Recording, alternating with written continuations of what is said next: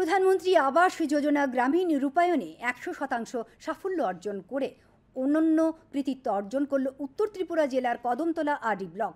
এক সাক্ষাৎকারে এই তথ্য দিয়ে ব্লকের বিডিও সঞ্জীব দেবনাথ জানান, ব্লক এলাকায় এখন পর্যন্ত অনুমোদিত 7,998টি ঘরের সবকটির কাজ সম্পন্ন হয়েছে। এদিকে কাঁচা ঘরের জায়গায় এখন পাকা ঘরে থাকতে পেরে সন্তোষ ব্যক্ত করেন একাধিক সুবিধাভোগী।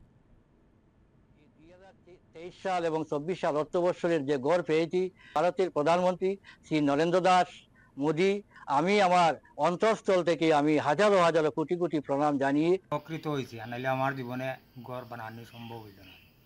আমি বাড়ির আরো কিছু গাছলা বেচিয়া টাকা ঘুরাইয়া এইরকম ঘর বানিয়েছি। 2023-24 অর্থবর্ষে প্রধানমন্ত্রী আবাস যোজনায় কদমতলা আরডি ব্লক থেকে 3025টি ঘর স্যাংশন হয়েছে এবং সুসংবাদ এটা যে আমরা 3025টা ঘরের কাজই কমপ্লিট করতে পেরেছি।